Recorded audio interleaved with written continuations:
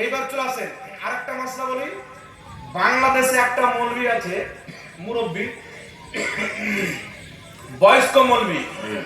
আরে বয়স্ক মৌলবি বদাকিদাই হোক, তার ব্যাপারে আমরা খারাপ ভাষা ব্যবহার করতে পারবো না, কি বলে? কিন্তু এমন কথা বলছে আপনি খারাপ ভাষা ব্যবহার করতে বাধ্য হয়ে, আপনি মনে করবেন না যে বয়স্ক আছে।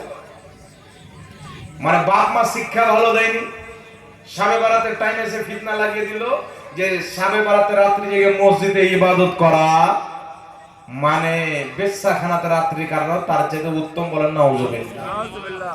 এর ব্রেনে পাক্কা গোবর ভরা আছে, ব্রেন ভরা নয়, ব্রেনটা বেরিয়ে গেছে, গোবর ভরা আছে।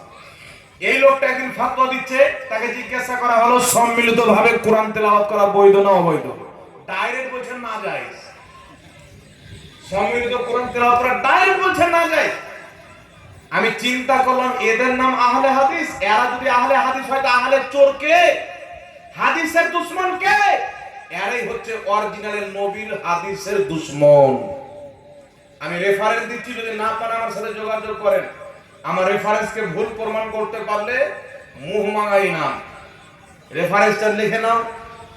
কিতাবটির নাম সুনানুদ দারমি। সুনানুদ দারমি শরীফের মধ্যে হাদিস, যে হাদিসকে ইমাম নববী আল আজকার কিতাবে উল্লেখ করে বলেছেন হাযা হাদিসুন সহিহুল ইসনাদ, এই হাদিসের সনদ সহিহ। আছে তো অনেক হাদিস, একটা হাদিস যথেষ্ট। হাদিসটি কি? সাহাবায়ে কেরাম নিজের জামানাতে এক অপরকে দাওয়াত দিয়ে একত্রিত করতেন কোরআন খতম করার জন্য। আমরা যেমন দিই, সাহাবায়ে কেরাম যারা কোরআন তেলাওয়াত করতে জানতো তাদেরকে ডেকে একত্রিত করে তিনারা কি করতেন? সবাই মিলে বসে কোরআন তেলাওয়াত করতেন আর খতম করতেন। আর খতম করার পরে দোয়া করতেন। সাহাবায়ে কেরামের আকীদা ছিল কোরআন খতম করার পরে দোয়া কবুল হয়। জোরে বলেন সুবহানাল্লাহ। তো আপনার পিতা মারা গেছে, আত্মীয় স্বজন মারা গেছেন, আপনি চান ইসালে সওয়াব করতে, কোরআন তেলাওয়াত করে দান সাদকা করে কোরআন তেলাওয়াত করব, একাও তো সম্ভব নয়। 10টা লোকজনকে ডাকলেন, কোরআন তেলাওয়াত কোরআন খতম করে ইসালে সওয়াবের দোয়া করলেন, বক্সে দিলেন। এটা সাহাবায়ে কেরামের সুন্নাত। জোরে বলতে হবে সুবহানাল্লাহ। সুবহানাল্লাহ। সহিহ হাদিস দ্বারা প্রমাণিত। আর কাটমুনসি বলছে যে না জায়েজ, বলেন নাউজুবিল্লাহ। মানে নিজের ধর্মের বিপক্ষে গেলে না জায়েজ। আরে ধর্ম ওই দিকে নিয়ে যেতে হবে যেই দিকে নবী এবং সাহাবার আমল যাবে। জোরে বলেন সুবহানাল্লাহ। কথা বুঝে শিখে আসেনি বাবা? তার কারণে মানুষ মারা গেছে, 4 দিনে হোক 40 দিনে হোক যে কোনো দিনে হোক, সে মৃত্যু ব্যক্তির পক্ষ থেকে কোরআন তেলাওয়াত করাও যায়, কলমাখানি করা যায়, আম্বিয়া খতম করা যায়, তারপরে আপনার খাওয়া দাওয়ার ব্যবস্থা করা যায়। গরিবকে খাওয়ানো যায়, ধনীকে খাওয়ানো যায়, কুকুরকে খাওয়ানো যায়, পশু পাখিকে খাওয়ানো যায়। জোরে বল সুবহানাল্লাহ। কথা বুঝে শিখে আসেনি বাবা? এইবার চলে আসে শয়তান বলছে, রাসূল পাক বলেছেন যে শয়তান কবরে আছে। প্রশ্ন করা হলো, ওকে গুমরাহ করে, ইদিক ওদিক হয় যেন উত্তর না দিতে পারে, জাহান্নামে নিয়ে চলে যায়। তো শয়তান এখন ঘুমিয়ে গেছে। শয়তানকে কেউ জিজ্ঞাসা করছে ঘুমিয়ে কেন আছো? তোমার কাজ হলো মানুষকে গুমরাহ করা। তো বলছে আমি ওয়াহাবি মৌলবীদেরকে ছেড়ে দিয়েছি, আমি রেস্ট নিচ্ছি। মানে গুমরাহ করার মৌলবী সাজিয়ে দিয়েছে, ও বাড়িতে শুয়ে আছে। তাহলে বিষয়টা ক্লিয়ার হয়েছে তো বাবা? কেউ যদি বলে আমি 4 দিনে করবো না 5 দিনে করবো, কোনো সমস্যা নাই। 4 দিন 5 দিন 6 দিন 7 দিন 40 দিন 41 যেই দিনে করে। 4 দিনে করার কারণ, 40 দিনে করার কারণ শুনলেন। এটা ফরজ নয় যে আপনাকে 40 দিনে করতেই হবে, আপনাকে 4 দিনে করতে হবে। ইসালে সওয়াবই তো ফরজ নয়, মুস্তাহাব। করবেন বাপ মা নেকি পাবে, করবেন না পাবে না। কথা বুঝে শিখেছে বাবা? কে চায় না যে আমার বাপ মা নেকি পাবে? হযরতে সাদ বিন আবাদা মায়ের নামে কুয়া দান করেছেন। কথা বুঝে শিখেছেন বাবা? যেমন মাদ্রাসার জালসা হয়, 33তম বার্ষিক মাদ্রাসার উন্নতি কল্পে জালসা হয় কি হয় না? ওয়াহাবিদের, এই ওয়াহাবিরা করে কি করে না? এরকম ভাবে আমাদের একটা 4 দিনে হয় তাই 40টা চাহারম, আর 40 দিনে হয় তাই 40টা বলে দেওয়া হয়। 4 দিনে হয় কেন? রাসূল পাক বলেছেন তোমার আত্মীয় স্বজন কেউ যদি মারা যায় 3 দিন পর্যন্ত শোক পালন কর। কদিন? 3 দিনের বেশি শোক পালন করা না যায়। তাই 3 দিন শোক থেকে বেরিয়ে গেলাম, 4 দিনের দিন ইসালে সওয়াব করলাম। কথা বুঝে শিখেছেন বাবা? 40 দিনে কেন করা হয়? ইউনূস আলাইহিস সালাম মাছের পেটে 40 দিন ছিল। ইব্রাহিম আলাইহিস সালাম নামরুদের আগুনে 40 দিন ছিল। আমার আপনার নবী নিজের নবুয়তের প্রকাশ্য করেছেন 40 বছর বয়স হওয়ার পর। তার কারণে আমরা এইগুলো নিসবত নেওয়ার জন্য 40 দিনে করি। আপনি যে কোনো দিনে করেন কোনো সমস্যা নেই। 40 দিনে করলে বেশি নাকি 41 দিনে কম নাকি এরকম কোনো ব্যাপার নাই। কথা বুঝেছে? আপনার যখন ইচ্ছা তখন করেন। কিছু লোক দেখা যাচ্ছে টাকা নাই পয়সা নাই, ধার করে কেউ আবার সুদ নিয়ে, কেউ আবার গ্রামে ভিক চেয়ে এইগুলো করে। ভিক চেয়ে করা যাবে না, দরকার নাই। কথা বুঝেছে? ঠিক আছে বাবা, ভিক চেয়ে দরকার নাই, সুদ নিয়ে দরকার নাই। আপনার সমর্থ আছে, করতে চান করতে পারেন। কথা বুঝে এসছেন? তাই ভিক্ষা করে আর সুদ নিয়ে হারাম তো হারামই থাকবে। কথা বুঝে এসছে? বাবা, তার কারণে 4 দিনে করেন, যে কোনো দিনে করেন, এটা জায়েজ আছে। আরেকটি কথা হচ্ছে নবী পাক সাল্লাল্লাহু আলাইহি সাল্লামের কায়াম ব্যাপারে তো বললাম, নবীর সম্মানে দাঁড়ানো সুন্নাতে সাহাবা। একটি হাদিস রয়েছে, রাসূল পাক বলছেন মাজুসীদের মতন তোমরা দাঁড়ায়ও না, কায়াম করিও না। এই হাদিসটা হচ্ছে জয়ীফ হাদিস, অত্যন্ত জয়ীফ। দ্বিতীয় কথা, জয়ীফ হাদিসও আমরা মানি। হাদিস তো জাল তো না, জয়ীফ হাদিস, দুর্বল কিন্তু জাল নয়। আজমিদের মতন, আজমি মাজুসীদের মতন ওরা কিভাবে দাঁড়াতো আমাদের মতন, কেউ এইভাবে কেউ এইভাবে, ওদের দাঁড়ানো আলাদা, অমুসলিম। মুসলমানরা ওইভাবে দাঁড়ায় যেইভাবে সাহাবা দাঁড়িয়েছেন। বলেন সুবহানাল্লাহ। আমি বুখারী থেকে দলিল দিয়েছি, মিশকাত থেকে দলিল দিয়েছি, আবু দাউদ থেকে দলিল দিয়েছি, সালাফদের ফতোয়া শুনিয়েছি। ইমাম হালবি সিরাতে হালবি লিখেছেন মিলাদের কিয়াম মুস্তাহাব। দেওবন্দীদের লেখা কিতাব আল মুহান্নাদ আলাল মুফান্নাদ, আশরাফ আলী থানভী সহ দেওবন্দীদের 35 জন মৌলবী ফতোয়া দিয়েছেন কায়াম করা মুস্তাহাসান, নেকির কাজ, সওয়াবের কাজ। ইমাম আব্দুল হক মুহাদ্দিস তালবি আল বুখারী রাহমাতুল্লাহ আলাইহি, জগৎ বিখ্যাত মুহাদ্দিস, 1 লক্ষ হাদিসের হাফিজ, নিজের কিতাব আখবারুল আখিয়ারের মধ্যে লিখেছেন কায়াম করা, নবীকে দাঁড়িয়ে সালাম দেওয়া নেকির কাজ। জোরে বলতে হবে সুবহানাল্লাহ। এখন একটা প্রশ্ন হলো, হুজুর আসসালামু কাবলাল কালাম, আগে সালাম পরে কালাম, কথা ঠিক না ঠিক? তো ইয়া নবী সালাম আলাইকা, আগে কালাম হয়ে যায় পরে সালাম হয়ে যায়। কিন্তু ইয়া নবী কালাম নাই, কালাম বলা হয় কথাবার্তাকে। ইয়া হচ্ছে হারফে নিদা, নবী হচ্ছে মুনাদা।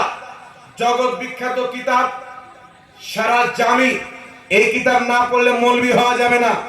এই কিতাবের মধ্যে লেখা আছে ইজা ক্বালা ইয়া রাজুলু ফামানাহু কামানা ইয়া আইয়ুহা রাজুল। ইয়া রাজুল বলে যেই মানা হয়, ইয়া আইয়ুহা রাজুল বলে একই মানা হয়। অর্থাৎ ইয়া আইয়ুহান নবী আর ইয়া নবী দুটাই হচ্ছে এক। জোরে বলেন সুবহানাল্লাহ। কথা বুঝতে পারছেন কি পারেন না বাবা? তার কারণে শুনেন, আসসালামু কাবলাল কালাম, আগে সালাম পরে কালাম। ইমাম তিরমিজি শরীফে হাদিসটি লিখেছেন। ইমাম তিরমিজি হাদিস লিখে বলছেন হাযা হাদিসুন মুনকার, হাদিসটি মুনকার, সহিহ নয়। কথা বুঝে শিখাছেন বাবা? এইবার মুনকার হাদিসের উপরে যদি আমরা সহিহ হাদিস পাই, আমল করব কি করব না? জোরে বলেন, একটু জোরে বলেন। ইমাম বাইহাকী রাহমাতুল্লাহ আলাইহি নিজের কিতাব, হাদিসের কিতাব দালাইলুন নবুওয়াত 5ম খণ্ডের মধ্যে হাদিস নিয়েছেন। বেইরুত লেবাননের ছাপ, একজন ব্যক্তি এসে বলছেন ইয়া রাসূলুল্লাহ আলাইকাস সালাম। জোরে বলেন সুবহানাল্লাহ। আগে নাম পরে সালাম। 1250 বছর পূর্বের লেখা কিতাব আত-তামবিহুল গাফিলিন বিআহাদিসে সাইয়্যিদুল মুরসালিন, ইমাম সামারকান্দি রাহমাতুল্লাহ আলাইহি লিখতেছেন আসসালামু আলাইকা আইয়ুহান নবী, ইয়ানি ইয়া মুহাম্মদ আলাইকাস সালাম। আমরা যে নামাজে সালাম দিই আসসালামু আলাইকা আইয়ুহান নবী, এর অর্থই হলো ইয়া নবী সালামুন আলাইকা। জোরে বলেন সুবহানাল্লাহ। 1250 বছরের পূর্বের ইমাম বলছে ইয়া নবী পড়া যায়, আর আজকের ডুপ্লিকেট মৌলবি বলছে পড়া যাবে। কথা বুঝেছে বাবা? ওই ইয়া নবী বলে নবীকে অপমান করা হলো। গাঁজাখোর ইয়া নবী বললে যদি নবীকে অপমান করা হয়, তাহলে ইয়া আল্লাহ বললে আল্লাহকে অপমান করা হয় না? এই জোরে বলে। তো এই আল্লাহ তো সবাই বলে, বাবা মৌলবি নিজে বলে। তাহলে মৌলবির ফতোয়া কিন্তু ঠিক না। বুঝতে পারছেন কি বলেন না বাবা? তার কারণে আরেকটি হাদিস শুনে নেন। কিতাবটির নাম শারফে মুস্তাফা, 1000 বছর পূর্বের লেখা কিতাব। তারিখে জুরজান 2 কিতাবের মধ্যে হাদিস। জিবরিল আলাইহিস সালাম এসে বলছেন ইয়া মুহাম্মদ আলাইকাস সালাম। জোরে বলেন সুবহানাল্লাহ। জিবরিল আমিন সালাম দিলেন ইয়া মুহাম্মদ আলাইকাস সালাম। আমার নবী বললেন না জিবরিল আগে নাম পরে কেন সালাম দিলে? আগে সালাম দাও পরে নাম নাও। আমার নবী বলছেন ওয়া আলাইকুমুস সালাম, জোরে বলেন সুবহানাল্লাহ। আমার নবী সমর্থন করে কিয়ামত পর্যন্ত ইয়া নবী সালামু আলাইকা পড়া জায়েজ করে দিয়েছেন। যারা নবীর শরীয়ত মানবে তারাই ইয়া নবী সালামুন আলাইকা পাঠ করবে, জোরে বলতে হবে সুবহানাল্লাহ। এইবার চলেছেন কিছু লোকের ধারণা দুরুদে ইব্রাহিম ছাড়া কোনো দুরুদ নাই। আমরা যে দুরুদ পড়ি আল্লাহুম্মা সাল্লি আলা, কিছু লোকের মুখে ফিবি করে চিপকে যায়, কিয়ামতও চিপকে যাবে জাহান্নামের আগুনে। চিন্তা করার বিষয়। এই লোক মৌলবীর কথা শুনছে, দুরুদে ইব্রাহিম ছাড়া অন্য দুরুদ চলবে না। যেই মৌলবী ফতোয়া দিচ্ছে ওর নিজের আমল নিজের ফতোয়ার উপরে নাই। আর কোরআন বলছে ইমানদার তুমি ওটা কেন বলছো যেটার প্রতি তোমার নিজের আমল নাই? কথা বুঝেছে এখানে বাবা? মৌলবী বলছে দুরুদে ইব্রাহিম পড়ো, দুরুদে ইব্রাহিম শ্রেষ্ঠ দুরুদ, দুরুদে ইব্রাহিম ছাড়া কোনো দুরুদ পড়া চলবে না। আর মৌলবী যখন নবীর নাম লাই পড়ছে সাল্লাল্লাহু আলাইহি ওয়াসাল্লাম, এ তো পাক্কা চোর হেজি। হ্যাঁ, মৌলবী বলছেন দুরুদে ইব্রাহিম ছাড়া কোনো দুরুদ চলবে না, নবীর দুরুদ শ্রেষ্ঠ দুরুদ। বেটা যতবার নবীর নাম লাই সাল্লাল্লাহু আলাইহি ওয়াসাল্লাম বলে দুরুদ ইব্রাহিম পড়, দেখা যাবে যে মানুষ বলবে যে একে তাকরীর করতে নিয়ে আসেনি, এ শুধু দুরুদ বললাম চলে গেল। মানে 100 বার যদি নবীর নাম লাই 100 বার দুরুদ ইব্রাহিম যদি পড়ে সময় বক্তব্য দেওয়ার থাকবে বাবা? এই জোরে বলেন না, কথা বুঝে শিখে আসেনি তো? মৌলবী হচ্ছে মিথ্যাবাদী। সাল্লাল্লাহু আলাইহি ওয়াসাল্লাম মুহাদ্দিসিনদের তৈরি করা দুরূদ সবাই পড়ে কি পড়ে না? জোরে বলতে হবে। উঠান মুসলিম শরীফ, মুসলিম শরীফ সবাই মানে কি মানে না? মুসলিম শরীফের প্রথমে ইমাম মুসলিম যে দুরূদ লিখেছে কোন হাদিসের দুরূদ নয়, সাহাবার দুরূদ নয়, নিজের বানানো দুরূদ। কথা বুঝে শিখে আসেনি? উঠান তাফসিরে জালালাইন, সবাই ওই কিতাব পড়ে। ইমাম জালালউদ্দিন সুয়ুতী তাফসিরে জালালাইনের প্রথমে যে দুরূদ লিখেছেন কোন হাদিসের দুরূদ নয়, নিজের বানানো দুরূদ। কথা বুঝে শিখে আসেনি বাবা? তাহলে ওয়াহাবিরা মুসলিম শরীফ পড়া বন্ধ কর। বুখারী শরীফ খুলে ইমাম বুখারী যেখানে নবীর নাম লিখেছেন সাল্লাল্লাহু আলাইহি সাল্লাম লিখেছেন, দুরূদ ইব্রাহিম লেখেননি। তাহলে সাল্লাল্লাহু আলাইহি সাল্লাম সবাই পড়ে কি পড়ে না? তুমি যদি বাপের বেটা থাকো, নিজের ফতোয়াতে আমল থাকে, সাল্লাল্লাহু আলাইহি সাল্লাম পড়া বাদ দাও, ওই জায়গাতে দুরূদে ইব্রাহিমই পড়ো। ঠিক না ঠিক? এই জোরে বলুন না, কারণ দুরূদে ইব্রাহিম ছাড়া অন্য দুরূদ চলবে না। তো বেটা সাল্লাল্লাহু আলাইহি সাল্লাম কেন বলছো ওই দুরূদ পড়ো? দেখবেন আর শ্রোতা বলো মৌলভী সাহেব বক্তব্য বাদ দাও, কারণ নবীর নাম না নিলে ওয়াজ হবে না। আর দুরূদে ইব্রাহিম যতবার নবীর নাম নিবে ততবার যদি পড়ে, তাহলে 1 ঘন্টা যদি বক্তব্য হয় 3 ঘন্টা দুরূদে ইব্রাহিম হয়ে যাবে। কথা বুঝে শিখেছে রে বাবা? তো এই মৌলবী হলো মুনাফিক, বলছে দুরূদে ইব্রাহিম ছাড়া চলবে না, আর নিজে অন্য দুরূদ পড়ে। ইমাম মুসলিম অন্য দুরূদ মুসলিম শরীফের শুরুতে লিখেছেন খুতবার মধ্যে, ইমাম সিউতি লিখেছেন, ইমাম বুখারী লিখেছেন, ইমাম তিরমিজি লিখেছেন, ইমাম ইবনে মাজাহ লিখেছেন। সালাফদের আকীদা, গোটা মুহাদ্দিস বুখারী মুসলিম তিরমিজির আকীদা হলো দুরূদে ইব্রাহিমও চাই, অন্য দুরূদও চাই। দুরূদে ইব্রাহিম পড়লেও নেকি, অন্য দুরূদ পড়লেও নেকি। জোরে বলেন সুবহানাল্লাহ। তার কারণে যে আহলে হাদিস বলে না যে দুরূদে ইব্রাহিম ছাড়া অন্য দুরূদ চলবে না। আব্দুর রাজ্জাক বিন ইউসুফ নামটা শুনেছে? নাউযুবিল্লাহ মিন যালিক, ওযু ভেঙে গেল। জোরে বলেন না আস্তাগফিরুল্লাহ, আস্তাগফিরুল্লাহ। অনেক আগে শাইখ বলে, আমি বললাম মানুষ তো বলা যাবে, তো শাইখ কি করে বলবে? এই লোকটা বলছে নবীর মুখ দিয়ে দুর্গন্ধ বের হতো। নাউযুবিল্লাহ, আস্তাগফিরুল্লাহ। এ মানুষ জি দুপাইয়া জানোয়ার, মানুষ লয়। নবী যে বেয়াদবি করবে ওকে কেউ যদি শাইখ বলে ও জাহান্নামে যাবে। जो नबी का नहीं वो किसी का नहीं। जरे बोलन ना सुभान अल्लाह। नबी से जो हो बेगाना उसे दिल से जुदा कर दे, पिता मदर ब्रदर मानो जा, सब कुछ नबी पर फिदा कर दे। बोल सुभान अल्लाह। জাহিদুল ইসলাম সময় অনেক হচ্ছে, অল্প অল্প করে কিছুটি মাসলা বয়ান করে দেব, বক্তব্য শেষ করে দেব। কথা বুঝে এসেছে বাবা?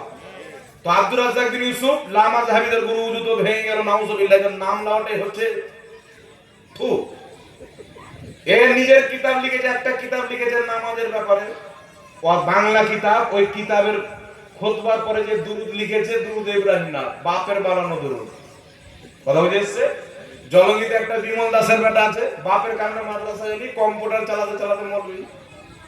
এ একটি কিতাব লিখেছেন, তার কিতাবে প্রথম খোদবার পরে যে দুরুদ আছে আর নিজের বানানো দুরুদ, দুরুদ ইব্রাহিম নয়।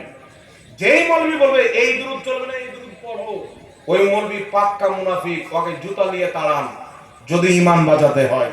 কোন মৌলবি নিজের বাপের শানে দুরুদ পড়ায় না। আমি বলেছি যে আল্লাহুম্মা সাল্লি আলা জাহাঙ্গীর মৌলবির বাপ, এভাবে দুরুদ পড়েন আপনারা? নবীর নামের দুরুদ, কোন দুরুদকে নবী মুস্তাফার যে ছোট মনে করবে, মৌলবি তো দূরে থাক, ঈমান হারার সম্ভাবনা রয়েছে, বউটা চলে যাওয়ার সম্ভাবনা রয়েছে। কথা বুঝেছে বাবা? নবীর দুরুদ, প্রত্যেকটা দুরুদকে সম্মান করতে হবে, যেখানে যেই দুরুদ পড়বে ওই দুরুদটাই পড়তে হবে। জোরে বলেন সুবহানাল্লাহ। আজ পর্যন্ত দুরুদ ইব্রাহিম পড়ি আমরা, মুখে তালা, মর তোর মুখে খুঁটবে না, মরবে ফেরেশতা। একবার কবরে মরে দেখো, শরীর সম্পর্কে তোমার কি জ্ঞান আছে? নবী মুস্তাফা কটা দুরুদ শিক্ষা দিয়েছে তুমি জানো?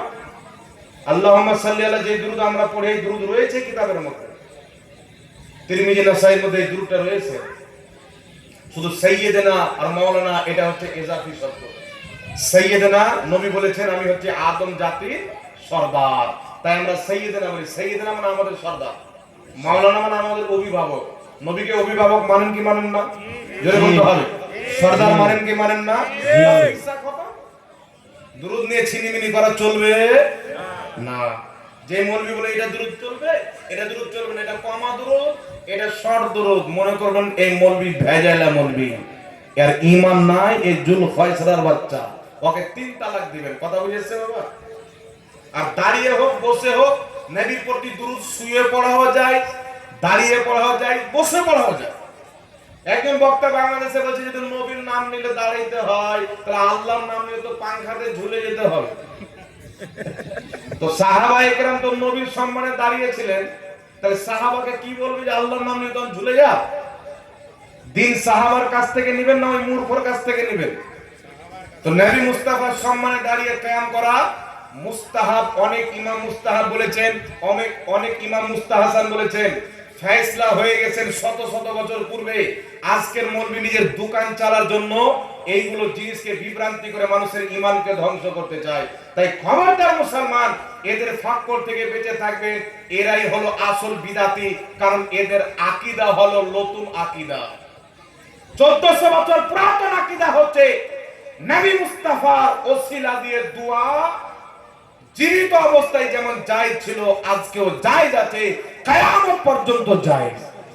সুবহানাল্লাহ। ইমাম সুবকি রাহমাতুল্লাহ আলাইহি নিজের কিতাব শিয়াবুস সাকামের মধ্যে লিখতেছেন, নবী মুস্তাফার ওসিলা নবীর দুনিয়াতে আসার পূর্বেও যায়, নবীর আসার পরেও যায়, কবরে চলে যাওয়ার পরেও যায়, কারণ নবী কিয়ামত পর্যন্ত জিন্দা নিজের কবরে। জোরে বলেন সুবহানাল্লাহ। সুবহানাল্লাহ। কথা বুঝে শিখাছিনি বাবা? হাদিস অনেক আছে, পড়তে গেলে টাইম হয়ে যাবে। মুজামুস সাগীরের মধ্যে সহিহ হাদিস, ইমাম তাবরানী বলছেন হাযা হাদিসুন সহিহুন, এই হাদিসটি সহিহ। সাহাবা নবীর ইন্তিকালের পর উসমান গনির জামানায় আমার নবীর ওসিলা দিয়ে দোয়া করেছেন। জোরে বলেন সুবহানাল্লাহ। সুবহানাল্লাহ। মাসনাদ সাওয়াইদের মধ্যে সহিহ হাদিস, নবী পাকের চাচী হযরতে আলীর মা ইন্তিকাল করলেন, তিনাকে দাফন করার পর আমার নবী দোয়া করছেন, আল্লাহ আমার মায়ের মাগফিরাত করো, তার কবরকে প্রশস্ত করো, বিহাক্কে নবী কাওয়াল আম্বিয়া, তোমার নবী আমার ওসিলায়, পূর্বের সমস্ত নবীর ওসিলায়। তাহলে কি বোঝা গেল? যে নবী ইন্তিকাল করে গেছেন তার ওসিলা দিয়ে দোয়া করা, এটা নবীর ইসলাম। নবীর ওসিলা দিয়ে দোয়া করা যাবে না, এটা হচ্ছে তেল আবিবের ইসলাম, ইহুদি খ্রিস্টানদের ইসলাম। আমরা কোন ইসলাম নিব বাবা? জোরে বলেন, আরে জোরে বলতে হবে। আরে নবীর ওসিলা নাই তো ঈমান আকীদা কিছু নাই, সব বরবাদ। আল্লাহ বুঝার তৌফিক দান করুন। আরেকটি প্রশ্ন এসেছে, নামাজে ইকামতের সময় কখন দাঁড়াবো? একটি কথা মনে রাখবেন, কিছু লোক ইকামতের সঙ্গে সঙ্গে দাঁড়ানোকে ফরজ মনে করে, ইকামতের সঙ্গে সঙ্গে এই মনে করে দাঁড়ানো হচ্ছে নিকৃষ্ট বিদআত। কথা বুঝে এসেছে? ফরজ মনে করে, ওয়াজিব মনে করে। কিছু লোক দেখবেন ইমাম সাহেব বসে আছে, মুক্তাদি বসে আছে, 2-4টা ফুচকা মাল দাঁড়িয়ে গেল, মনে হচ্ছে ওর বাপের মসজিদ। বুঝতে পারছেন? এরকম শয়তান আছে অনেক এলাকাতে। 2-3টা লোক দাঁড়িয়ে গেল মানে ইমাম সাহেবের চেয়ে বেশি বুঝে গেল। এই ফিতনা আমাদের এলাকাতে কে ভরেছে? ওয়াহাবি মতবাদ, যতদিন দুনিয়াতে ছিল না পুরো দুনিয়াতে শান্তি ছিল। ইসলামকে অশান্তি করেছে, এরা গোটা দুনিয়াকে অশান্তি করেছে। তাই বিরাদর ইসলাম, হাদিস শরীফের মধ্যে আছে সাহাবায়ে কেরাম ইকামতের সঙ্গে সঙ্গে দাঁড়িয়ে গেলেন। কয়েকটি হাদিস আছেন, কিন্তু আমার আপনার নবী যেদিন দেখে নিলেন, বুখারীতে হাদিস, তিরমিজি শরীফে হাদিস, রাসূল পাক বলেছেন লা তাকুমু হাত্তা তারাউনি, খবরদার অতক্ষণ পর্যন্ত দাঁড়াবে না যতক্ষণ পর্যন্ত না আমাকে দেখবে। আমি হুজরা থেকে যখন বের হব আমাকে দেখবে, তখন তোমরা দাঁড়াবে। নবী কখন বের হতে? মুসান্নাফে আব্দুর রাজ্জাক প্রথম খণ্ডের হাদিস, রাসূলের কায়নাতের স্ত্রী উম্মে হাবিবা বলছেন হযরতে বেলাল ইকামত দিচ্ছেন, দয়ার নবী মায়ার নবী হাইয়া আলাস সালাত সময় আমার হুজরা থেকে বেরিয়ে মুসাল্লাতে দাঁড়ালেন। জোরে বলুন সুবহানাল্লাহ। সুবহানাল্লাহ। ইমাম আব্দুল হক মুহাদ্দিস দেহলভী তিরমিজি শরীফে যেই কিতাব যেই পৃষ্ঠায় এই হাদিসটি রয়েছে, ওই পৃষ্ঠার হাসিয়াতে ইমাম আব্দুল হক রাহমাতুল্লাহ আলাইহি ব্যাখ্যা উল্লেখ করা হয়েছে। তিনি বলছেন নবী পাক হাইয়া আলাস সালাতে দাঁড়াতে পূর্বে দাঁড়ানো নবী নিষেধ করে দিয়েছেন, সুতরাং পূর্বে দাঁড়ানোর নিষেধ, হাইয়া আলাস সালাতে দাঁড়ানো হচ্ছে সুন্নাতে নববী। জোরে বলতে হবে সুবহানাল্লাহ। তাই ফিকহ কিতাবের মধ্যে ইমাম ইবনে আব্দুল শামী ফাতওয়া শামীর মধ্যে বলেছেন ইয়াকরাউল্লাহুল ইন্তিজারু কায়মান, ইকামতের সঙ্গে সঙ্গে দাঁড়িয়ে যাওয়া মাকরুহ। কথা বুঝে ঠিক আছে না বাবা? তার কারণে ইকামতের সঙ্গে সঙ্গে হাদিস তো আছেন, কিন্তু নবী নিষেধ করে দিয়েছেন। তারপরে কেউ যদি দাঁড়াতেন, হযরতে আব্দুল্লাহ ইবনে উমর রাদিয়াল্লাহু তাআলা আনহু বসে আছেন, ইকামত চালু হলো, সঙ্গে সঙ্গে কয়েকজন সাহাবা দাঁড়ালেন, তিনি বলেন বসো, তিনি বসিয়ে দিলেন। বলেন আমি নবী পাককে কোনদিন ইকামতের সঙ্গে সঙ্গে দাঁড়াতে দেখিনি, হাইয়া আলাল ফালার সমাতে দেখেছি। জোরে বলেন সুবহানাল্লাহ। তাই হাইয়া আলাস সালাহ, হাইয়া আলাল ফালাহ, কাদ কামাতিস সালাত, তিনটি শব্দ এসেছে। তাই আমরা হাইয়া আলাস সালাহ সময় দাঁড়াই, দাঁড়াতে দাঁড়াতে কাদ কামাতিস সালাত, তিনটার প্রতি আমল করি। কথা বুঝিয়ে ঠিক আছে নি বাবা? তার কারণে ইকামতের পূর্বে দাঁড়ানো যাবে না, হাইয়া আলাস সালাতে দাঁড়ানো নবী মুস্তাফার সুন্নাত। বুখারীর হাদিস এবং তিরমিজি শরীফের হাদিস, লা তাকুমু হাত্তা তারাউনি, অতক্ষণ পর্যন্ত দাঁড়ায় না যতক্ষণ না আমাকে দেখবে। নবী দাঁড়াতেন হাইয়া আলাস সালাতে। জোরে বলেন সুবহানাল্লাহ। ফরজ নামাজের পরে সম্মিলিতভাবে দোয়া করা যাবে কি যাবে না, এই একটা ঝামেলা। বুঝতে পারছেন বাবা? ওই যে রাসূলুল্লাহর কাছে চাওয়া যাবে না, এখন তো আল্লাহর কাছেও চাইতে নিষেধ করে দিচ্ছে। বুঝছেন? আল্লাহর কাছে চাইতে নিষেধ করেছেন। আপনাদের সম্মুখে আমি একটি হাদিস শুনিয়ে দিচ্ছি না, দুটি শুনিয়ে দিচ্ছি। মুজামুল কাবির লিতাবরানির মধ্যে হাদিস, যে হাদিসকে ইমাম হাইসামি মাজমাউজ জাওয়াইদের মধ্যে উল্লেখ করেছেন। হাদিসটি কি রাসূলের কায়নাত সাল্লাল্লাহু আলাইহি ওয়াসাল্লাম বলেন, যেখানে মুসলমান দলবদ্ধভাবে দোয়া করে, একজন দোয়া করবে, বাকি সবাই আমিন বলবে, তারা যা চাইবে তা দেওয়া আল্লাহর প্রতি আবশ্যক হয়ে যায়। বলেন সুবহানাল্লাহ। যেখানে মুসলমান দলবদ্ধ দোয়া করবে, নবী আম হুকুম করেছেন। নামাজের পরে করা যায়, জানাজার নামাজের পরে করা যায়, ঈদগাহের পরে করা যায়, জালসার মিডিলে পরে করা যায়। যেখানে মুসলমান একত্রিত হবে সেখানে সম্মিলিতভাবে হাত তুলে একজন দোয়া করবে, বাকি সবাই আমিন বলবে। আমার আপনার নবী আম হুকুম করে জায়েজ করেছেন, কোন মায়ের লাল নাজায়েজ প্রমাণ করতে পারবে না। যে নাজায়েজ বলো সে বিদআতি, নিজে পথভ্রষ্ট হল, আমার পথভ্রষ্ট কি হবে? আরেকটা হাদিস শুনিয়ে দিই, শুনেন। আহলে হাদিসদের গুরু আব্দুর রহমান মুবারকপুরী নিজের কিতাব তোহফাতুল আহওয়াজের মধ্যে হাদিসটি উল্লেখ করেছেন। নবী পাক সাল্লাল্লাহু আলাইহি সাল্লাম ফরজ নামাজ পড়াতে সঙ্গে সঙ্গে মুক্তাদির দিকে চেহারা করে দুইখানা হাত উত্তোলন করে দোয়া করতেন। জোরে বলেন সুবহানাল্লাহ। সুবহানাল্লাহ। নবী ফরজ নামাজের পরে হাত তুলে দোয়া করেছেন। বিশুদ্ধ সহিহ হাদিস দ্বারা প্রমাণিত, জয়ীফ হাদিসও রয়েছে, সহিহ হাদিসও রয়েছে। সহিহ হাদিস আব্দুর রহমান মুবারকপুরীর কিতাব তোহফাতুল আহওয়াজি, ওয়াহাবীদের কিতাব পড়ে নাও। তারপরে শুনেন, ইমাম ইবনে কাসির ইবনে তাইমিয়ার ছাত্র নিজের কিতাব আল বিদায়া ওয়ান নিহায়ার মধ্যে হাদিস লিখেছে। হযরতে আলা বিন হাজরামি ফজরের নামাজ পড়ালেন। ফজরের নামাজে সালাম ফিরানোর পর নিজের দুইখানা হাত উত্তোলন করলে দোয়া করলেন। তিনি যখন দোয়া করতে লাগলেন, পিছনে যত সাহাবী মুক্তাদি ছিলেন তারা সবাই নিজের হাত তুলে দিলেন। জোরে বলুন সুবহানাল্লাহ। কথা বুঝতে পারছেন? আলা হাজরামি দোয়া করলেন, আলা বিন হাজরামি ফজরের নামাজে সালাম ফিরে দিলেন, দোয়া করতে লাগলেন হাত তুলে। হাদিসের শব্দ সবাই হাত তুলে দিলেন, আর এত লম্বা দোয়া করলেন যে সূর্য বেরিয়ে আসলো। জোরে বলুন সুবহানাল্লাহ। নারে তাকবীর, নারে তাকবীর, নারে রিসালাত, নারে রিসালাত, মাসলাকে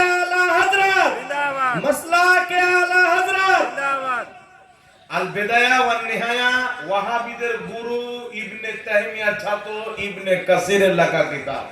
হাদিসটি পড়ে নেবে, কথা বুঝেছে বাবা? তো সাহাবায়ে কেরাম ফরজ নামাজের পরে সবাই মিলে হাত তুলে দোয়া করেছেন। সাহাবীর করা আমলকে যারা বিদাতি বলবে আর 14 খানদান বিদাতি, কিন্তু ফরজ নামাজের পরে হাত তুলে দোয়া করা বিদাত নয়। যে কাজ সাহাবা করেছে, যে কাজ নবী করেছে, আমার নবী আম হুকুম করেছেন যেখানে মুসলমান দলবদ্ধভাবে দোয়া করবে আল্লাহর কাছে যা চাইবে আল্লাহ তাদেরকে তাই দিবে। বলুন সুবহানাল্লাহ। সুবহানাল্লাহ। কথা বুঝে এসে গেছে বাবা? সহি হাদিস। আমি যে হাদিসগুলো পড়তে করে যদি সন্দেহ হয় আমার নাম্বার নেবেন, বলে হুজুর হাদিসটা পাঠান তো, পাঠিয়ে দেবো, দেখে নিন। কথা বুঝে এসে গেছে নি বাবা? তাই নবী পাক সাল্লাল্লাহু আলাইহি সাল্লাম যেটাকে বৈধ করেছেন, জানাজার নামাজের পর আপনি দোয়া করেন। সুনানুল কুবরা লিল বাইহাকির হাদিস, হযরত আবু হুরায়রা জানাজার নামাজ পড়াতেন, জানাজার নামাজে সালাম ফিরানোর পর মৃত্যু ব্যক্তির জন্য আলাদা দোয়া করতেন। হযরত আলী জানাজার নামাজ পড়াতেন, একই কিতাব সুনানুল কুবরার মধ্যে হাদিস, সালাম ফিরানোর পর মৃত্যু ব্যক্তির জন্য দোয়া করতেন, আল্লাহ তাকে কবরের আযাব থেকে হেফাজত করো, কবরের প্রশ্নের উত্তর দেওয়ার তৌফিক দান করো। বলেন সুবহানাল্লাহ। সুবহানাল্লাহ। সাহাবায়ে কেরাম জানাজার নামাজের পরে দোয়া করেছেন। নবী বলেছেন যেখানে মুসলমান দলবদ্ধভাবে দোয়া করবে, হাত তুলে একজন দোয়া করবে, বাকি সবাই আমিন বলবে, আল্লাহ তারা যা চাইবে আল্লাহ তাদেরকে তাই দিবে। তাই জানাজার নামাজের পরে হোক, দাফন করার পরে হোক, সম্মিলিত দোয়া করা জায়েজ আছে। বলেন সুবহানাল্লাহ। ফরজ নামাজের পরে তো সাহাবা করেছে।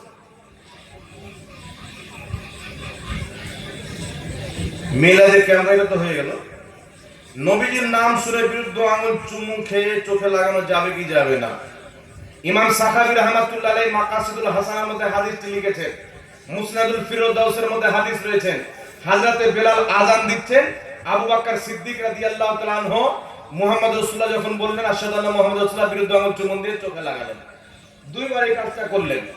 নবী জিজ্ঞাসা করেন, আবু বকর তুমি যে কাজ করেছো, কিয়ামত পর্যন্ত আমার যেই উম্মতি করবে, আমার নাম শুনে বিরুদ্ধ আঙুল চুমু দিয়ে চোখে লাগাবে, আমার শাফাআত তার জন্য হালাল হয়ে যাবে। বলেন সুবহানাল্লাহ। ইমাম মোল্লা আলী কারি আসরারুল মারফুয়া কিতাবের মধ্যে লিখেছেন, এই হাদিস যেহেতু আবু বকর সিদ্দিক থেকে প্রমাণিত, আমল করার জন্য এতটুকু যথেষ্ট।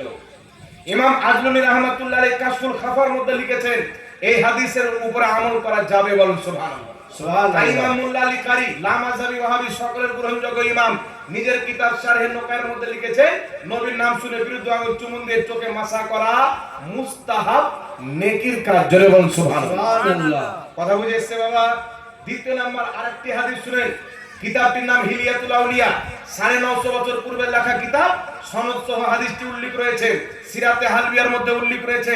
খাসাইসুল কুবরার মধ্যে ইমাম জালালউদ্দিন সুয়ুতী লিখেছেন, হাদিস কি, মুসা আলাইহিস সালামের জামানায় একজন ব্যক্তি 200 বছর পর্যন্ত আল্লাহর নাফরমানি করেছে। যখন সে মারা যায়, মুসা আলাইহিস সালামের নেক উম্মতেরা তার লাশকে কাটরায় ফেলে দেয়। পাপী মনে করে, গুনহেগার মনে করে মুসা নবী তুর পাহাড়ে গিয়েছেন, আল্লাহর সাথে কথা বলছেন। আল্লাহ বলছেন, মুসা তোমার উম্মত আমার যেই বান্দার লাশকে কাটরাতে ফেলেছে, তুমি যাও সুন্দর করে উঠিয়ে গোসল দিয়ে কাফন পরিয়ে মুসলমানদের কবরস্থানে দাফন করো। মুসা নবী বলছেন, আল্লাহ আমার উম্মতেরা সাক্ষী দেয় সে 200 বছর তোমার নাফরমানি করেছে। আল্লাহ বলছেন, মুসা আমি জানি আমার 200 বছর নাফরমানি করেছে, কিন্তু আমি তোমার প্রতি যে কিতাব নাযিল করেছি তাওরীত শরীফ, আমার সেই বান্দা সেই তাওরীত শরীফ পাঠ করত, আর সেই তাওরীতে আমার নবী মুহাম্মাদের নামটা ছিল।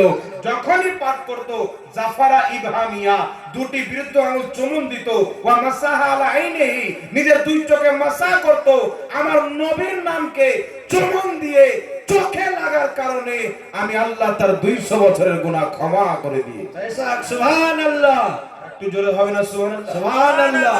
তাই ইমাম মোল্লা আলী কারি নিজের কিতাব শারহে নুকায়ের মধ্যে লিখছেন, নবীর নাম শুনে বিরুদ্ধ আঙুল চুমুন দিয়ে চোখে লাগানো সওয়াবের কাজ। ইমামুল ফুকাহা ইমাম ইবনে আবিদিন শামী রাহমাতুল্লাহ আলাইহি ফাতাওয়া শামীর মধ্যে লিখছেন, নবীর নাম শুনে বিরুদ্ধ আঙুল চুমুন দিয়ে চোখে মাসা করা সওয়াবের কাজ। দ্বিতীয় নাম্বার, তৃতীয় নম্বরে চলে আসেন ইমাম জালালউদ্দিন সুয়ুতীর লেখা কিতাব তাফসিরে জালালাইন, ইন্নাল্লাহা ওয়া মালাইকাতাহু, এই আয়াতের হাসিয়ায় মুহসি লিখেছেন, নবীর নাম শুনে বিরুদ্ধ আঙুল চুমুন দিয়ে চোখে লাগানো মুস্তাহাব তাহতাবি আলা মারাকিল ফালা কিতাবের মধ্যে লেখা আছে নবীর নাম শুনে বিরুদ্ধ আঙ্গুল চুমন দিয়ে চোখে লাগানো মুস্তাহাব সওয়াবের কাজ জোরে বলতে হবে সুবহানাল্লাহ। আর একটু জোরে হবে না সুবহানাল্লাহ? সুবহানাল্লাহ। আর ইমাম ইবনে আবিদিন শামী ফতোয়া শামীর মধ্যে লিখেছে রাসূলের পাক বলছেন, কি বলেছেন? বলে যেই ব্যক্তি নবীর নাম শুনে বিরুদ্ধ আঙ্গুল চুমন দিয়ে চোখে লাগাবে, রাসূল বলেছেন কাইদ লাহু ইলাল জান্নাতা, আমি তার অভিভাবক হয়ে জান্নাতে নিয়ে যাব। বলেন সুবহানাল্লাহ। সুবহানাল্লাহ। বেশক তাই ফয়সালা তো আগে হয়ে গেছে। বড় বড় ইমাম, বড় বড় ফকিহ যাদের কিতাব পড়ে আমরা ফতোয়া দিচ্ছি, তারা বলেছে সওয়াবের কাজ গুদল মুন্সি, ভূত ভাগা মৌলবি, গুদল মুন্সি মৌলবি, গোপাল ভাড় পোল্ট্রি মুরগি, আর বলছে বিদআত। কত বড় হারাম করে, এত ইমাম বলেছেন মুস্তাহাব, আর জাতিকে মিথ্যা কথা বলে বিভ্রান্তি করছে। চিন্তা করছে সওয়াবের কাজকে জাহান্নামের কাজ বানিয়ে দিচ্ছে। এদের কুটাই তো আসল হবে কিয়ামতে। নবী পাক তো বলেছেন মানুষের মধ্যে সবচেয়ে ভালো আলিমের মধ্যে যারা ভালো আলিম, মানুষের মধ্যে সবচেয়ে নিকৃষ্ট আর আলিমের মধ্যে যারা নিকৃষ্ট, এদেরকে আগে টেনে জাহান্নামে নিয়ে যাওয়া হবে। আল্লাহ হেদায়েত দান করুক, সকলে বলুন আল্লাহুম্মা। তাই অবশ্যই নবীর নাম শুনবেন, বিরুদ্ধ আঙ্গুল চুমন দিয়ে চোখে লাগাবেন, নেকি পাবেন। জানাজার নামাজ পরে হাত তুলে দোয়া করা যাবে কিনা তো বলে দিলাম, এটা কি আছে? মাজার জিয়ারত করা যাবে কিনা এটাও তো বলে দিলাম। ওসিলা মানা যাবে কিনা একটা দুটো হাদিস তো শুনিয়ে দিলাম, তো কোরআন পাকে আছে। আফসোস হচ্ছে বাবা, একজন ব্যক্তি শুনলাম যে কোরআন পাকে ওসিলা হারাম 25টা আয়াত আছে। আপনারাও হয়তো শুনে হবে, বলে কোরআন পাকে 25টি আয়াত আছে ওসিলা হারাম, কিন্তু একটাও আয়াত নেই। আর বলেন তো কোরআন পাকের নামে যে জাতি মিথ্যা বলতে পারে, ওর চাইতে বড় বিদআতি কেউ আছে? জি। আর কোরআন পাকে আল্লাহ বলেন ইয়া আইয়ুহাল্লাযীনা আমানুত্তাকুল্লাহা ওয়াবতাগু ইলাইহিল ওয়াসিলা। আল্লাহ বলেন হে ঈমানদার, আল্লাহকে ভয় করো, আল্লাহর নিকটে ওসিলা পেশ করো। জোরে বলেন না সুবহানাল্লাহ। তো ওসিলা নেওয়ার কথা কোরআনে আছে, কথা বুঝেছে? ওসিলা নেওয়ার কথা কোরআন পাকে আছে, কিন্তু ওসিলা নেওয়া যাবে না কোনো আয়াত না। যে বলেছে 25টা আয়াত আছে, এটা মিথ্যা কথা বলেছে। কথা বলতে পেরেছেন? এটা বলে দিই, ফরজ নামাজের ভিতরে আমিন জোরে বলতে হবে না আস্তে? আচ্ছা, আপনাদের এখানে মসজিদ আজকে হয়েছে না আগে থেকে আছে? আগে থেকে জোরে বলতে হবে। আগে থেকে এতদিন মানুষ আস্তে আমিন বলতো না জোরে বলতো? আস্তে। আপনার বাড়ি এখানে, আপনার আব্বা আস্তে বলতো না জোরে? তো যে কিছু ছেলে পিলে আজ হয় না, এই ছেলে পিলেকে কুত্তা বানিয়ে দিয়েছে। কুত্তা, কুত্তা কাকে বলে জানেন? আপনি পুষবেন, যেদিকে দৌড়াবেন ওইদিকে দৌড়বে। তো কিছু গুদল মুন্সি মৌলবি এদেরকে বোকা বানিয়ে দিয়েছে। কোন মৌলবি আছে আমার কিয়ামত পর্যন্ত এই চ্যালেঞ্জ দিচ্ছে, আল্লাহর কসম খেয়ে চ্যালেঞ্জ দিচ্ছে, আস্তে আমিন বললে নেকি কম হবে, জোরে বললে বেশি হবে। আস্তে বললে নামাজ হবে না, জোরে বললে নামাজ হবে। একটা হাদিস দেখা, আমি ওর জিন্দেগি ভর গোলামি করতে রাজি আছি। আস্তে আমিন বললে নামাজ হবে না। তো যেই মসজিদে দীর্ঘদিন থেকে যখন থেকে ইসলাম এসেছে ভারতে, আমিন আস্তে বলছে, আজকে তুমি জোরে বলছো মানে বেটা তুমি তো হচ্ছে ফিতরিন। আর শরীয়ত বলছে আল ফিতনা তো আসাদ্দু মিনাল কাতাল, মানুষকে হত্যা করার চাইতে ফিতনা ছড়ানো বড় মহাপাপ। হত্যাকারীকে আল্লাহ ক্ষমা করবে, ফিতরিনকে ক্ষমা করবে না। এই ছেলে পিলেগুলো যাচ্ছে কোথায়? তুমি মনে করছো এটা আস্তে আমিন বলার হাদিস নাই? কিছু লামাজাবি কিছু মৌলবি বেরিয়েছে, কোন মাদ্রাসায় করেনি, বাংলা বই পড়া মৌলবি। যে আরবি পড়তে জান না ওকে আমি মৌলবি মনে করি না। মোবাইলে বলি বাংলা বই পড়া গুগল বয়, বুঝতে পারছেন? গুগল বয় মৌলবি বলে সাহাবায়ে কেরাম এত জোরে আমিন বলতেন মসজিদ গুমগুম করত। তো সাহাবায়ে কেরামের জামানে তো পাক্কি মসজিদ ছিল না, কাচ্চি মসজিদ। কাচ্চি মসজিদ গুমগুম করে রে দাজ্জাল খানা। জি, স্বাভাবিক জ্ঞান তো মানুষের আছে। পাক্কি মসজিদ কবে তৈরি হলো? নবীর জামানে, সাহাবীর জামানে কাঁচা মাটির মসজিদ, উপরে আপনার খেজুরের পাতা দিয়ে ঢাকা আছে। ওই মসজিদে আমিন বলে গুমগুম করবে, খোসার দুত্তালিয়া মারতে হয়ে গেল মনে। আর হাদিস দেখি বুখারী শরীফের তালিক রয়েছে একটা, হযরতে আতা বলছেন আমরা এত জোরে আমিন বলতাম মসজিদ গুমগুম করতো। সনদ নাই হাদিসে। তারপরে চলে আসেন মুসান্নাফ ইবনে আবি শাইবাতের সনদ আছে অত্যন্ত জয়ীফ। এই জয়ীফ হাদিস দিচ্ছে সাহাবা। আমি আপনাকে নবীর হাদিস শোনাচ্ছি, আমার নবী জোরে বলেছেন না আস্তে। রেফারেন্স দিচ্ছি, কেউ ভুল প্রমাণ করতে পারলে আমার গর্দান হাজির। হাকিম আল মুস্তাদরাক আলা সহিহাইন কিতাবের মধ্যে হাদিস, মুসনাদে আহমদের মধ্যে হাদিস, যেই ইমাম আহমদ 10 লক্ষ হাদিসের হাফিজ ছিল, কোন ওয়াহাবির বাপ পর্যন্ত পারবে না 10 লক্ষ মুখস্থ করতে পারবে? জোরে বলেন পারবে? ইমাম আহমদ নিজে হাদিসটিকে সহিহ বলেছেন, ইমাম হাকিম বলছে হাযা হাদিসুন সহিহুল ইসনাদ, এই হাদিসের সনদ সহিহ। ইমাম মুনজিরি বলছেন ইসনাদুহু সহিহ, এই হাদিসের সনদ সহিহ। ইমাম নিবাবী বলছেন হাযা হাদিসুন সহিহুন, এই হাদিস হচ্ছে সহিহ হাদিস। জোরে বলেন সুবহানাল্লাহ। হাদিস কি হযরত আলকামা ইবনে ওয়াইল ইবনে হুজুর নিজের পিতা থেকে বর্ণনা করছেন। তিনার পিতা বলছেন নবী পাক সাল্লাল্লাহু আলাইহি ওয়াসাল্লামকে নামাজ পড়তে দেখলাম, রাইত রাসূলুল্লাহ সাল্লাল্লাহু আলাইহি ওয়াসাল্লাম, নবী পাককে দেখলাম নামাজ পড়ছেন।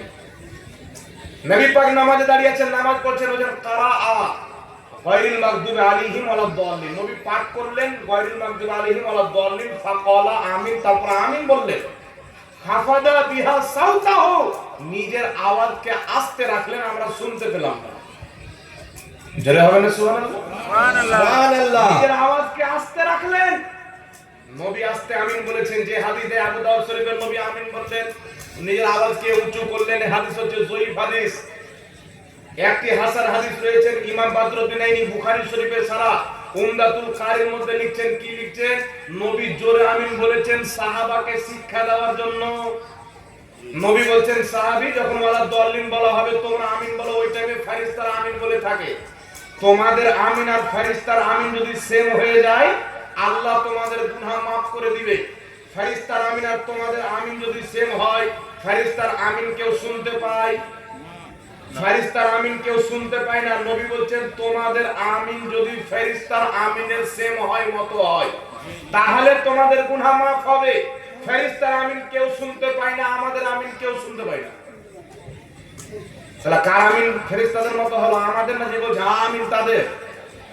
জোরে বলে আমাদের হবে না। তো যে হাদিসে আমিন বলার কথা আছে, ওই হাদিস থেকে তো কোরআনে আস্তে আমিন বলে। ইমাম বদরুদ্দীনাইনি বলেছেন নবী যে আমিন জোরে বলেছেন, যে হাদিস থেকে প্রমাণ হয় এটা সাহাবাকে শিক্ষা দেওয়ার জন্য, যেন সাহাবা জেনে নেয় ওয়ালা দাল্লিনের পরে আমিন বলতে হয়। জোরে বলেন সুবহানাল্লাহ। সাহাবা বলতে লাগলেন, নবী আস্তে করে দিলেন। তো নবীর প্র্যাকটিক্যালি আমল সুন্নাত হচ্ছে আস্তে আমিন বলা। তার কারণে 500 জন ফুকাহা ফাতাওয়া হিন্দিয়ার মধ্যে বলেছেন, দুবাইয়ের ছাপ ফাতাওয়া হিন্দিয়ার মধ্যে বলেছেন 500 জন ফুকাহা আস্তে আমিন বলা হচ্ছে সুন্নাত। আব্দুল্লাহ ইবনে ওমর ফকিহ সাহাবী, তিনি বলছেন নামাজে 4টি জিনিস আস্তে বলতে হবে। সহিহ হাদিস কি? আউযু বিল্লাহ আস্তে বলতে হবে, বিসমিল্লাহ আস্তে বলতে হবে, আমিন আস্তে বলতে হবে, রব্বানা লাকাল হামদ আস্তে বলতে হবে। আব্দুল্লাহ ইবনে মাসউদ, যিনি আব্দুল্লাহ ইবনে ওমর চাইতেও বড় ফকিহ, তিনি বলছেন নামাজের মধ্যে 3টি জিনিস আস্তে বলতে হবে, আউযু বিল্লাহ বিসমিল্লাহ মিলে এক, আর রব্বানা লাকাল হামদ আর আমিন। জোরে বলেন সুবহানাল্লাহ। তো নবী আস্তে আমিন বলেছেন, সাহাবী আস্তে আমিন বলেছেন, আস্তে আমিন বলাটা হচ্ছে সুন্নাত। এখন কিছু লোক বলে হুজুর সৌদি আরবে জোরে কেন বলে?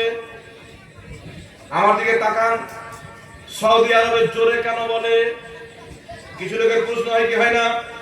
একটি কথা মনে রাখবেন, সৌদি আরবের লোক হাম্বলি মাযহাবকে মানে। কোন মাযহাবকে? সৌদি আরবের সরকারি ভাবে রাষ্ট্রীয় মাযহাব হচ্ছে হাম্বলি। ইমাম আহমদ বিন হাম্বল নিজের মতে ইজতিহাদ করেছেন জোরে আমিন বলা, উনাকে মানার কারণে ওনারা জোরে আমিন বলে। কথা বুঝে এসে কি আসেনি?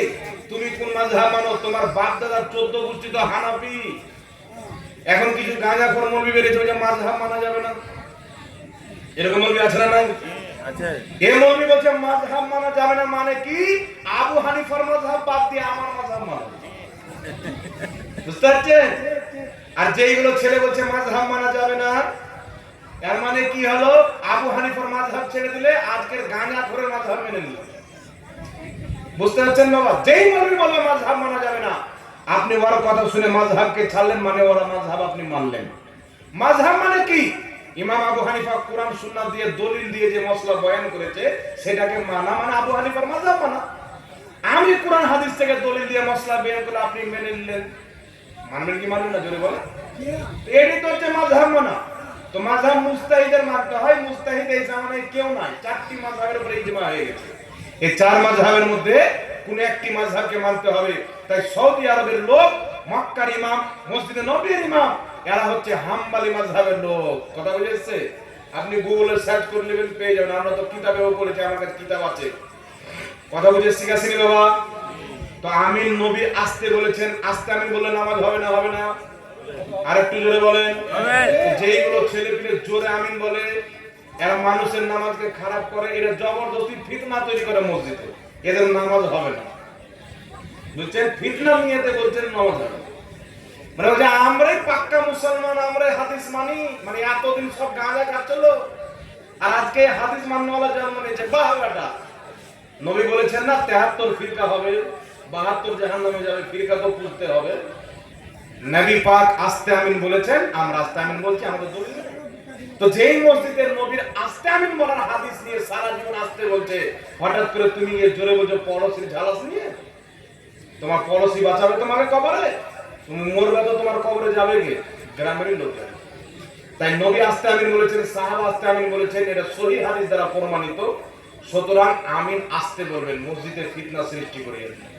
হাদিস লাগবে আমাদের সাথে যোগাযোগ করে ফোন করবে, হুজুর আস্তে আমিন বলার হাদিসটা দেন তো, না কি বলেন?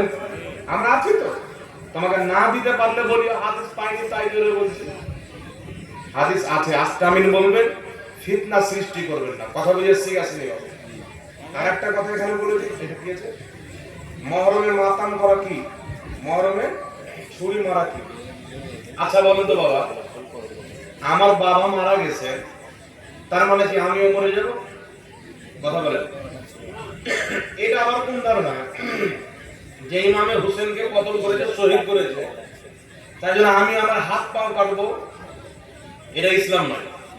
আপনি জালসা করেছেন, আহলে বাইতের গুণগান শুনছেন, ইমাম হাসান হোসেন আহলে বাইতের সদস্য পাক পাঞ্জাতানে ওনাদের ফজিলত শুনছেন, ঠিক আছে। আপনি নিজের হাতে নিজের রক্ত বের করবেন, আপনার হিম্মত থাকলে ফিলিস্তিনে গিয়ে যান না, লড়েন না? ফিলিস্তিনে গিয়ে লড়াই করেন, কি দরকার? তো বিনা এমনি আপনি রক্ত বের করছেন, হাই কেউ ঢোল বাজাচ্ছেন, কেউ কুদাকুদি করছেন। আপনার বাপ যেদিন মরবে সেদিন ঢোল বাজাতে দিবেন, ডান্স করতে দিবেন? তো ইমামে হোসেন শহীদ হয়েছে মানে তোদের দুঃখের দিন, দুঃখের দিনে ঢোল কেউ বাজায়? আপনারা বলেন বাজায়? দুঃখের দিনে কেউ ঢোল বাজায় না। ঢোল বাজানো, শরীর কাটানো, এইগুলো ইসলামে কোন কিতাব থেকে প্রমাণিত নয়। আপনারা ইমামে হোসেনকে মহব্বত করেন, আমরা সবাই মহব্বত করি। আল্লাহ কোরআনে বলেছেন, কুল লা আসআলুকুম আলাইহি আজরান ইল্লাল মাওয়াদ্দাতা ফিল কুরবা। হে নবী তুমি বলো, আমি তোমাদের কাছে কিছু বদলা চাই না, ইল্লাল মাওয়াদ্দাতা ফিল কুরবা, কিন্তু আমার আহলে বাইতের মহব্বত চাই, আমার পরিবারের মহব্বত চাই। নবী পাক সাল্লাল্লাহু আলাইহি ওয়াসাল্লাম বলেন, আল্লাহ আমি হাসান ও হোসেনকে মহব্বত করি, তুমিও মহব্বত করো, যারা এদেরকে মহব্বত করবে তুমি তাদেরকেও মহব্বত করো।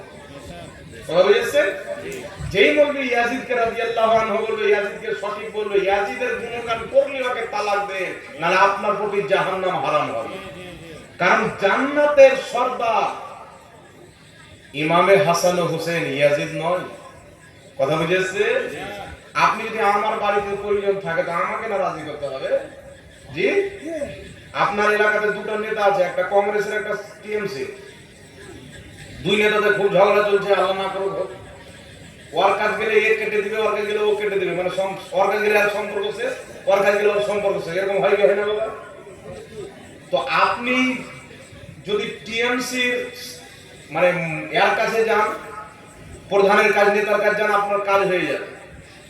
কিন্তু যদি আপনি কংগ্রেসের কাজ যান তো হবে না, কারণ সরকার হচ্ছে টিএমসির, আপনি কার কাজ যাবেন? কথা বলেন। কাজ তো করতে হবে আপনাকে, তো কার কাজ যাবে? তো ইয়াজিদের কোনো খবরই নাই। আর ইমামে হোসেনকে দুনিয়াতেই জান্নাতি যুবকদের সর্দার বানিয়ে দিয়েছে। সর্দার মানে কি? জান্নাতের মালিক। একটা বাড়ির সর্দার হয় না মানে বাড়ির মালিক? তাহলে যার বাড়িতে যাব, যার সর্দারেতে জান্নাতে পরিবেশ করব, তাকে না খুশি করতে হবে? আর তাদেরকে ভালোবাসা, আল্লাহর কোরআনে বলছেন তাদেরকে ভালোবাসো, সুবহানাল্লাহ হবে না? আর ইয়াজিদকে ভালোবাসে একটা হাদিস দেখান তো দেখি।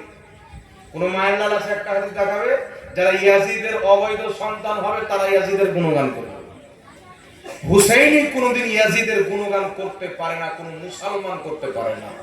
কারণ যে নবীর আহলে বাইতকে ধ্বংস করেছে তার কোন স্থান আমাদের অন্তরে নাই। জোরে বল সুবহানাল্লাহ। তো ইয়াজিদকেও তালাক, ইয়াজিদের গুণগান করনেওয়ালা মৌলবীকেও তালাক। ঠিক আছে তো? একটু জোরে বলতে হবে। আমরা ইয়াজিদকে সমর্থন করব না হুসাইনকে? জোরে বলতে হবে। যারা ইয়াজিদের গুণগান করে তাদেরকে একটা কথা বলে দিবি, কিয়ামতের ময়দানে তোমরা ইয়াজিদের সাথে বলে দিবেন আর আমরা হুসেনের সাথে, যে যাকে মহব্বত করবে হাসর তার সাথে হবে, জান্নাতে তার সাথে থাকবে। আমরা হুসাইনকে মানি, হুসাইনের সাথে থাকবো, তোমরা ইয়াজিদকে মানো, ইয়াজিদের সাথে থাকবে। আব্বা ইয়াজিদ যেই দিকে, মরমান্নওয়ালা সেই দিকে, চেহারা বাবু। কিন্তু ইমামে হুসেন জান্নাতি, হুসেনের মান্নেওয়ালা ও জান্নাতি। ইমামে হুসেন কি নামাজ ছেড়েছিলেন?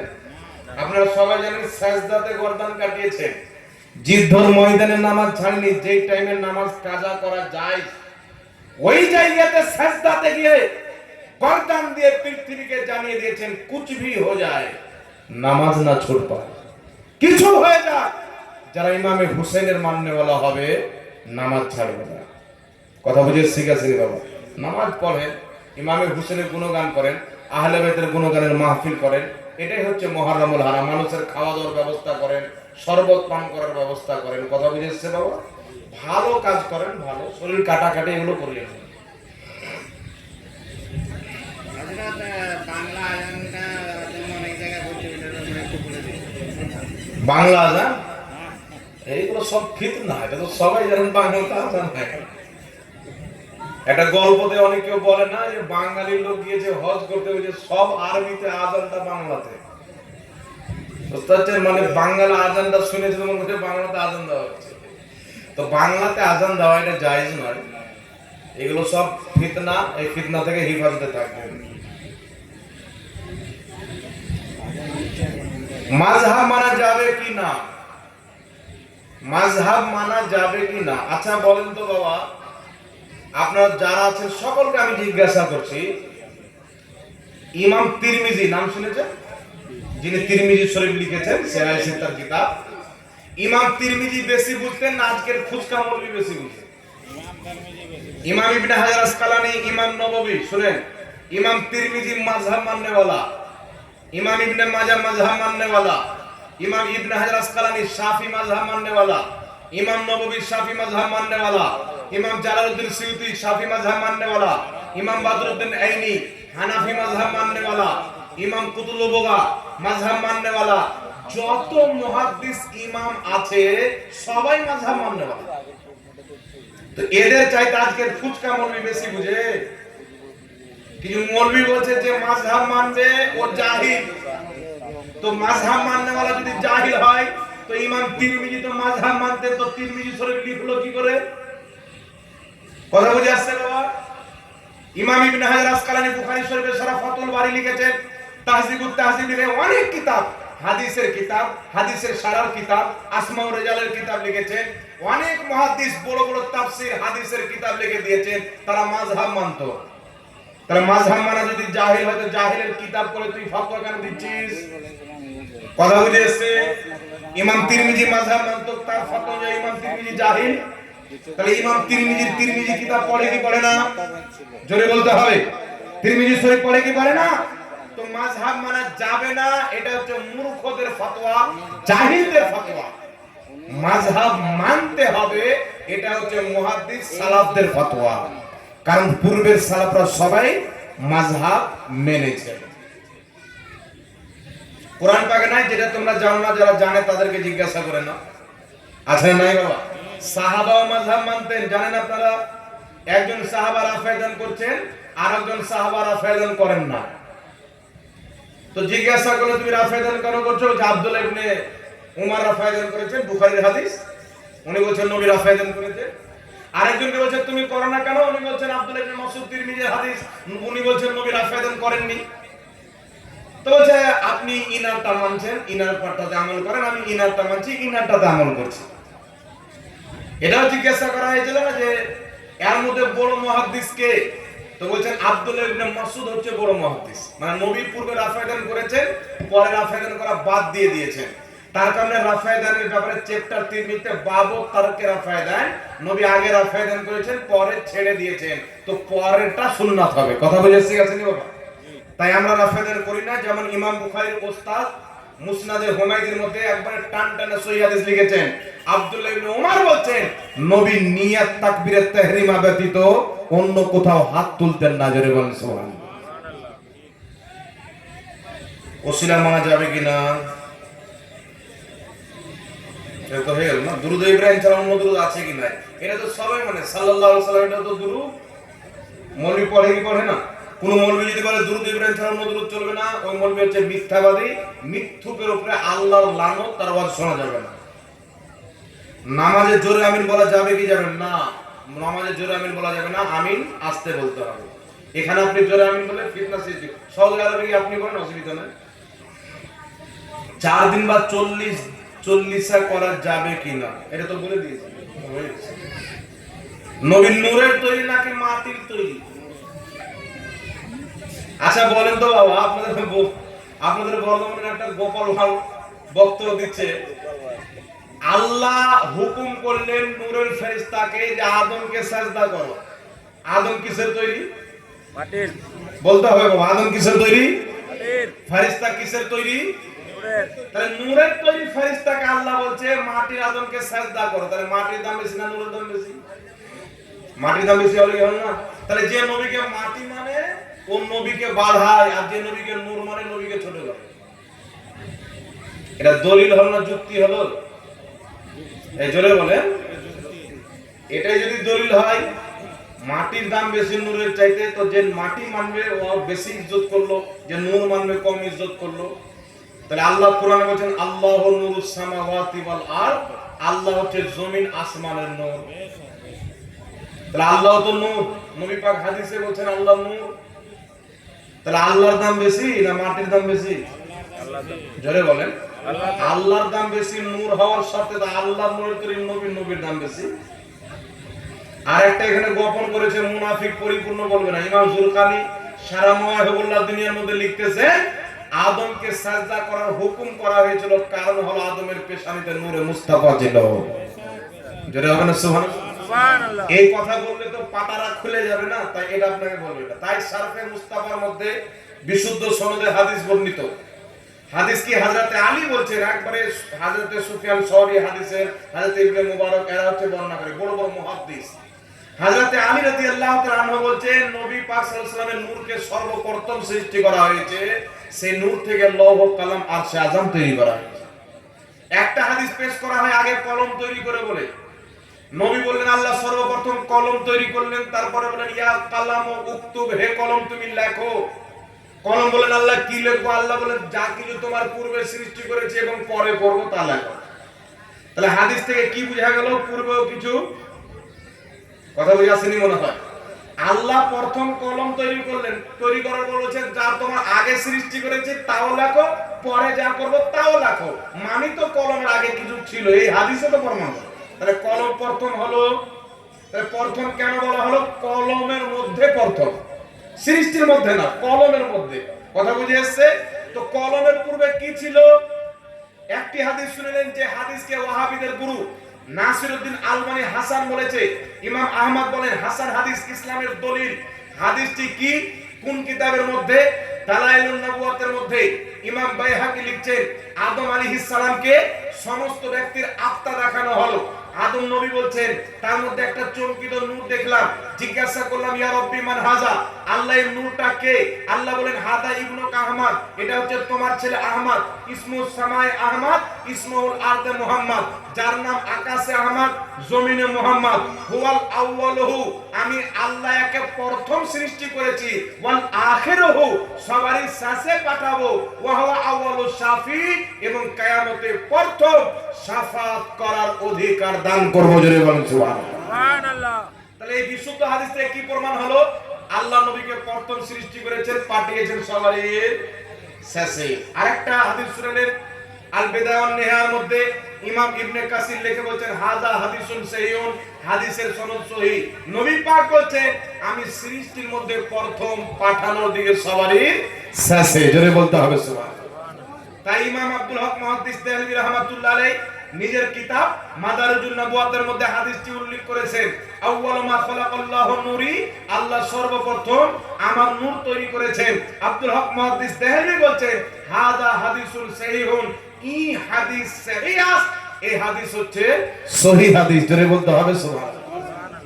তাই নবী হচ্ছে প্রথম মাখলুক। অসংখ্য সহিহ হাদিস, হাসান হাদিস, হাদিসের কিতাবের মধ্যে বিদ্যমান। দেওবন্দীদের সবচাইতে বড় মৌলবী আশরাফ আলী থানভী নিজের কিতাব নাসরুদ্দিন 11 নম্বর পৃষ্ঠা দেওবন্দের ছাপ, তিনি লিখছেন আল্লাহ সর্বপ্রথম আপন নূরের ফেইজে নূরে মুহাম্মাদি তৈরি করেছেন। জোরে বলতে হবে সুবহানাল্লাহ। সুবহানাল্লাহ, আরেকটু জোরে হবে না সুবহানাল্লাহ? সুবহানাল্লাহ।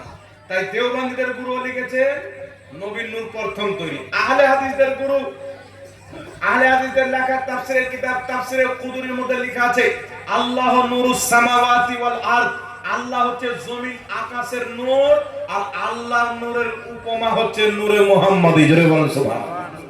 তারপর আরেকটা দলিল দিয়ে দিচ্ছি, বক্তব্য শেষ করে দেব। আরেকটা দলিল ইমাম মুল্লা আলী কারি রাহমাতুল্লাহ আলাইহি মিশকাতের সারা মিরকাতের মধ্যে ইমাম ইবনে হাজার রাহমাতুল্লাহ আলাইহি আকীদা উল্লেখ করেছেন। তিনি বলছেন প্রথমে অনেক হাদিস রয়েছে, কলম প্রথম তৈরি করা হয়েছে, হাদিসে আছে। আরশ প্রথম তৈরি করা হয়েছে, হাদিসে আছে। আকল প্রথম তৈরি করা হয়েছে, হাদিসে আছে। পানি প্রথম তৈরি করা হয়েছে, হাদিসে আছে। কিন্তু এই সমস্ত জিনিসের আসল হলো সর্বপ্রথম নূরে মুহাম্মাদি তৈরি করা হয়েছে। জোরে বলতে হবে সুবহানাল্লাহ। কমবেশ 1000 বছর পূর্বের মুহাদ্দিস ইমামুল কুবরা, বিখ্যাত মুহাদ্দিস, লক্ষ লক্ষ হাদিসের হাফিজ, মুফাসসির আযম, কুরআন পাকের তাফসীর লিখেছেন তাফসীরে জিলানী, যাকে আমরা বলি বড় পীর আব্দুল কাদের জিলানী। তিনি শুধু পীর ছিলেন না, বহুত বড় মুহাদ্দিস, বহুত বড় আলেম ছিলেন। তিনি নিজের কিতাব সিররুল আসরার ওয়া মাজহারুল আনওয়ার, বেইরুত লেবাননের ছাপ, পৃষ্ঠা নাম্বার 7 এর মধ্যে লিখছেন ইন্না আউওয়াল মা খালাকাল্লাহুল কলম ওয়া আউওয়াল মা খালাকাল্লাহুল আকল ওয়া আউওয়াল মা খালাকাল্লাহুন নূরি। নিশ্চয় আল্লাহ সর্বপ্রথম আকল তৈরি করেছেন, সর্বপ্রথম কলম তৈরি করেছেন, সর্বপ্রথম নবীর নূর তৈরি করেছেন।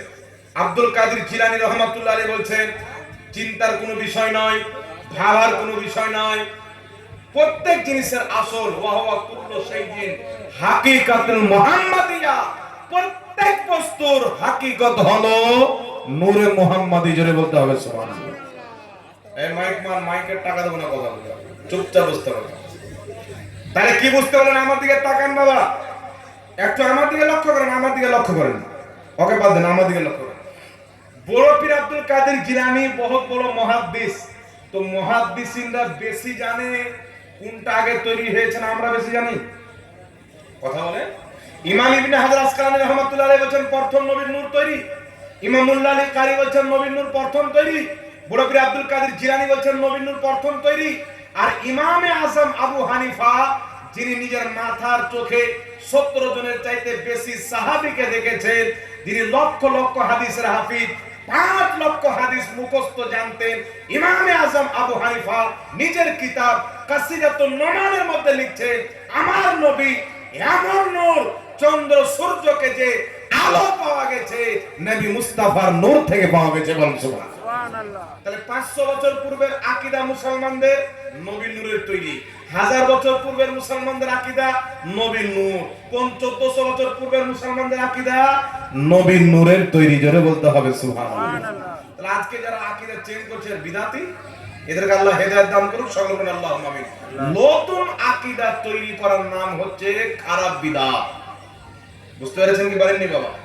আচ্ছা, বুখারী শরীফটাও তো নতুন লেখা হয়েছে, এটা তো সাহাবার যুগে ছিল না, নবীর যুগে ছিল না, কিন্তু এটা হচ্ছে ভালো জিনিস। নবী বলেছেন মান সান্না ফিল ইসলামে সুন্নাতান হাসানাতান ফালাহু আজরুহা। যদি কোনো ব্যক্তি ইসলামের মধ্যে কোনো ভালো জিনিস আবিষ্কার করে সে নেকি পাবে, তার উপরে যত লোক আমল করবে তারাও নেকি পাবে। কথা বুঝে শিখেছেন? কিন্তু আকীদা নতুন তৈরি করা যাবে না। ইয়াউমা আকমালতু লাকুম দীনাকুম, ইসলামের ওয়াজিব ফরজ আকীদা সব আল্লাহ কমপ্লিট করে দিয়েছে। বলেন সুবহানাল্লাহ। যাই হোক, সব করা প্রশ্ন এসে বৃষ্টি হবে, একটু ফটাফট বলেছে। এটা আবার কি? এটা টাকা লেখা আছে নাকি এখানে? ও উল্টো দিকে ঠিক আছে, আমি যে আবার দাম করে দিয়েছি।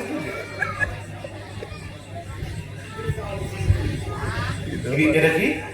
একটা দিকে টাকা, এটা ব্যাংকের টাকা লেগে তার সুদ নেওয়া যাবে কি যাবে না?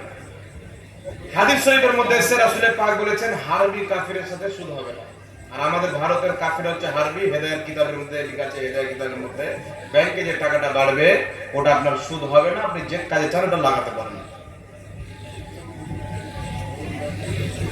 ইসলামিক দেশে এটা সুদ হয়, বুঝতে পেরেছেন না? আমাদের দেশে হবে।